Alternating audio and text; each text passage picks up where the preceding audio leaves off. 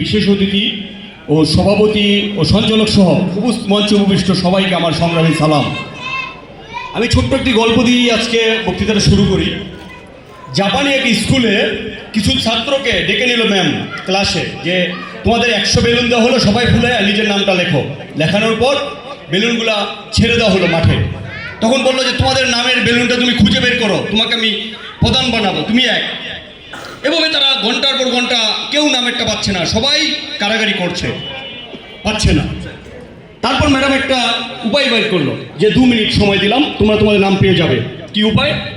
তুমি যার নামটা পাইছো সে তোমার বন্ধু, তুমি তাকেই বেলুনটা দিয়ে দাও। 2 মিনিটে সবার বেলুন হাতে চলে আসলো। এটাই নিয়ম। এই যে আমরা এখন কমিটির জন্য সবাই প্রতিযোগিতা করছি, কেউ সহযোগিতা করছি না কাউকে। আমি ভাবছি আমি সভাপতি হবো, আরেকজন ভাবছে আরেকজন সভাপতি হবে, এভাবে চলছে। এই যে হাসিনা পালিয়ে গেছে, হাসিনা কি পালিয়ে গেছে?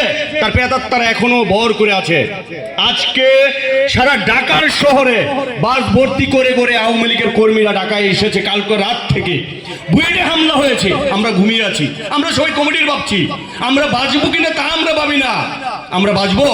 কালকে যদি আওয়ামী লীগ ক্ষমতায় আসে কেউ বাঁচবেন? আপনারা যে সমাবেশে আসছেন আপনাদেরও খেসারত দিতে হবে, এটা মনে রাখবেন।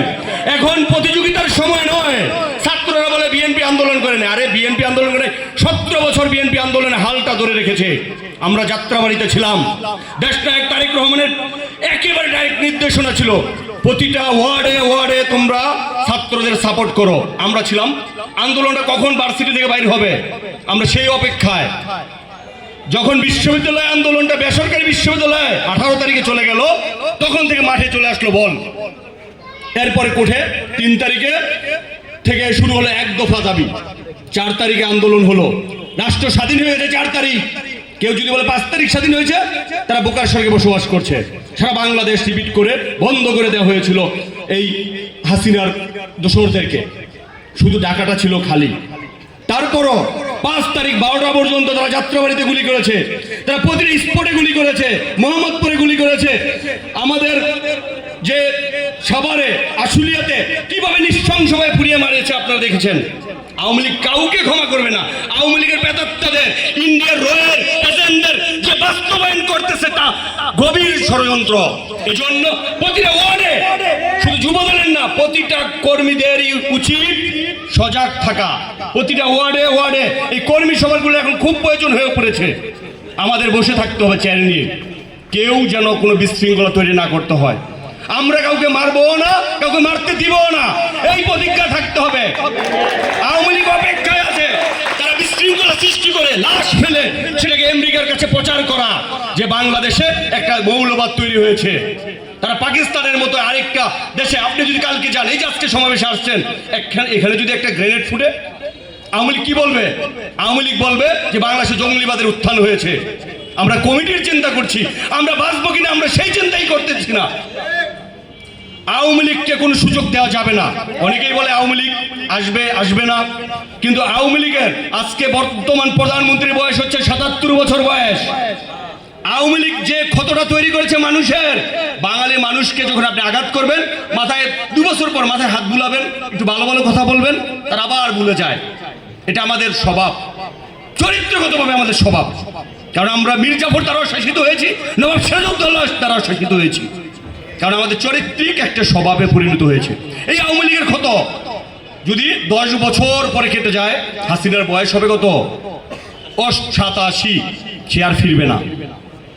তদ্রুপ এটা মনে রাখতে হবে, হাসিনা ফিরবে না বলে যে তার প্রেতাত্মারা কাজ করবে না তা আমাদের ভুলে গেলে হবে না।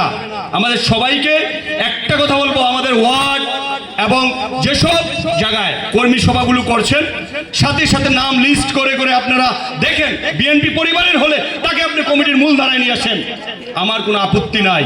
কোনো আওয়ামী লীগের প্রেতাত্মা আওয়ামী লীগকে যেন জায়গা করে না দেওয়া হয়, তাদের জন্য আর কোনো ছাড় না দেওয়া হয়। আমি সবাইকে বলবো, আমি কিচ্ছু চাই না সদস্যদের, তাও চাই না, কিন্তু যতটুক ভালো করে পারা যায় আমাদের সবাইকে যেন ঐক্যবদ্ধ থাকে। আমরা যেন এখন প্রতিযোগিতা ছেড়ে আমরা যেন সহযোগিতায় চলে আসি, কারণ সহযোগিতা করলে সব কিছু সহজ, আর প্রতিযোগিতা করলে কিচ্ছু সহজ না। বর্তমান প্রেক্ষাপট একটা সহযোগিতার, কারণ স্বাধীনতার পর রাষ্ট্রের অবকাঠামো ভেঙে যায়।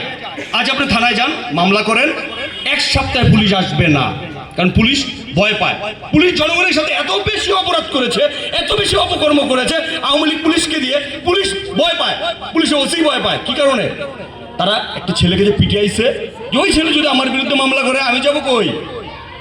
এটাই হচ্ছে এখনকার বাংলাদেশের প্রশাসনিক বেল্ট। প্রশাসন এখনো আওয়ামী লীগ দ্বারা নিয়ন্ত্রিত, কিচ্ছু বলে না। কেন? এই যে আজকে যাত্রাবাড়িতে মারামারি হচ্ছে, তা কি গোয়েন্দা ব্যর্থতা নয়? তা গোয়েন্দা ব্যর্থতা। কালকে যদি যাত্রাবাড়ি রিপিট করে দেয় আওয়ামী লীগ, কয়জন আমাদের কাছে এখানে যারা বসছে 10 জন ছেলে যাবেন? যাবে না। সবাই আসে, কেউ সাহস করে দাঁড়ায় না। আমাদের সাহস করে দাঁড়াতে হবে, কর্মী সভাগুলোকে সফল করতে হবে এবং ওয়ার্ড ভিত্তিক কোনো রকম নৈরাজ্যতা যাতে সৃষ্টি না হয় সেজন্য আমাদের কাজ করতে হবে। সেই লক্ষ্যে সবাইকে আমরা কাজ করতে হবে। আমি আজকের মতো এখানেই বক্তব্য শেষ করলাম। তারুণ্যের অহংকার তারেক রহমান জিন্দাবাদ, দেশনেত্রী বেগম খালেদা জিয়া জিন্দাবাদ, শহীদ জিয়া অমর হোক।